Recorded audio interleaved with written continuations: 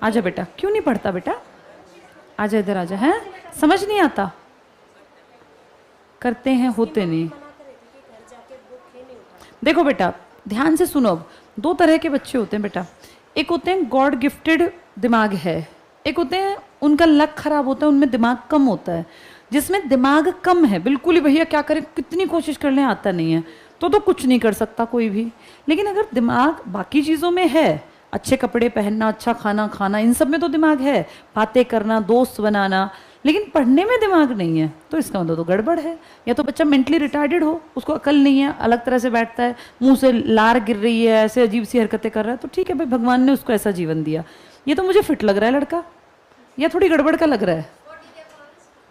Body का क्या देखना, वैसे ठीक नहीं लग रहा, नॉर्मल लग रहा है ना ये। इसके तो मुंह से लार वार भी नहीं गिर रही, सही लड़का है ये।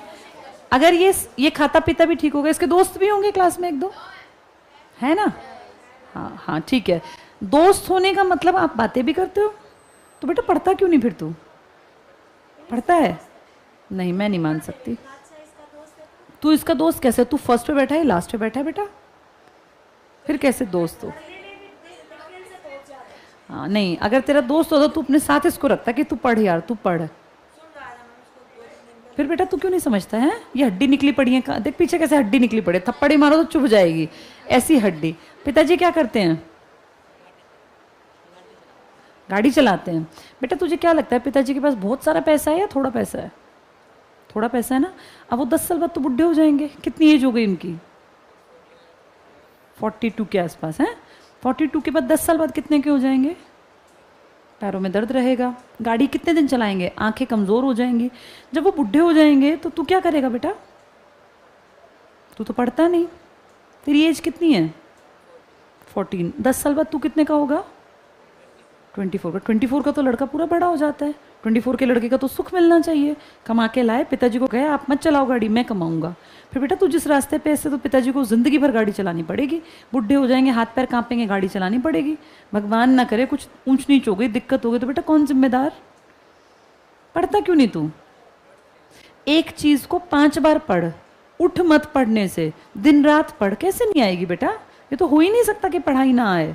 पढ़ाई नहीं आती, जो पागल भाई, कोई बेचारे का दिमाग नहीं है, भगवान ने उसको IQ कम दिया, नहीं आएगी। तू देख हर चीज़ समझता है, तुझे अपने पिताजी की उम्र याद है, अपनी उम्र याद है, तू दोस्त बनाता है, तेरे अंदर दिमाग है बेटा। तू कोई, भगवान ने तुझे पागल नहीं पैदा किया हुआ, तू जानबूझ के नहीं पढ़ता, या तुझे समझ में कम आता है। समझ में आता है, रीडिंग करनी आती है, लर्निंग में दिक्कत है।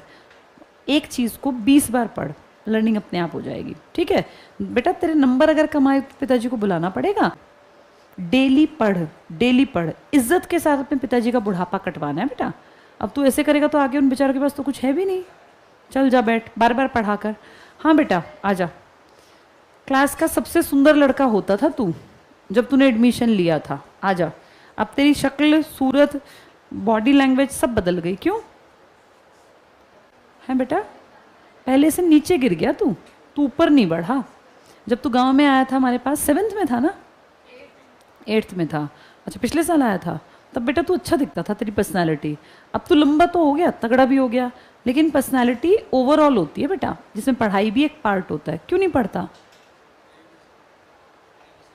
रिवीजन नहीं करता, क्यों नहीं करता? घर जाके क्या करता है? फ़ोन रखता है? फ़ोन नहीं है तेरे पास? कहीं फ़ोन मिले? फ़ोन, ये फ़ोन रखता है कि नहीं रखता? ये इंस्टाग्राम पे होगा, इंस्टाग्राम पे तो होगा ही ये। क्यों नहीं है? है नहीं रखता। फिर बेटा घर जाके क्या करता है? रिवीजन थोड़ी होती है। क्यों? कितने बजे घर पहुंचता है?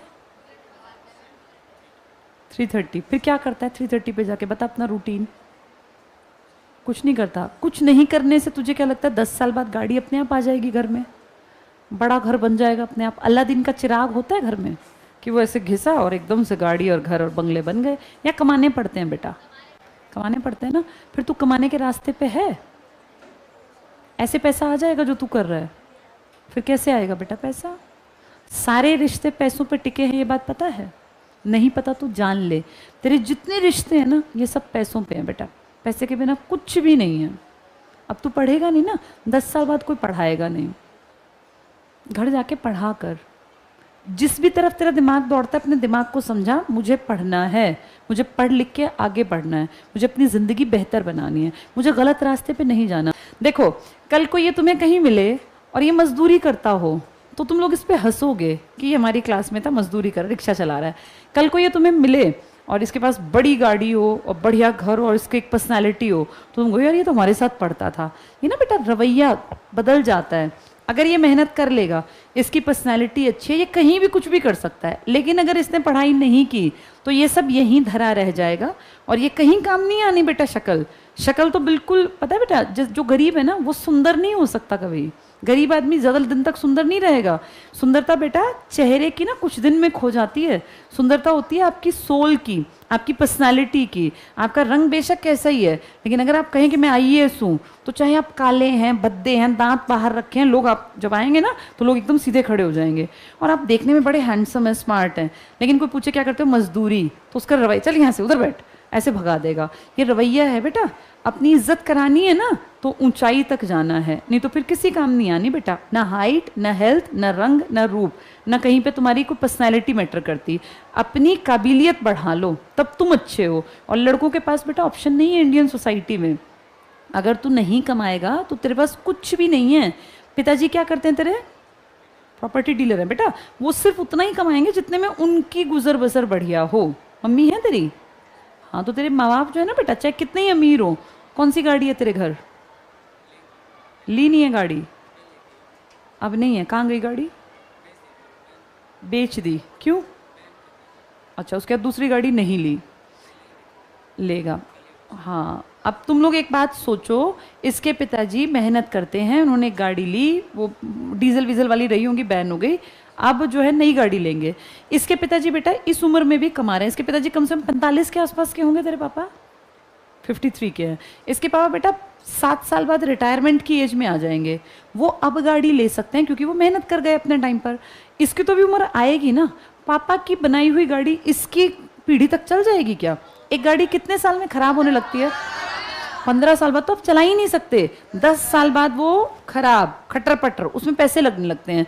तो जो इसके पापा ने गाड़ी अब लेनी है ना कल परसों में, वो इसके काम नहीं आनी, वो तो उनके काम आनी है।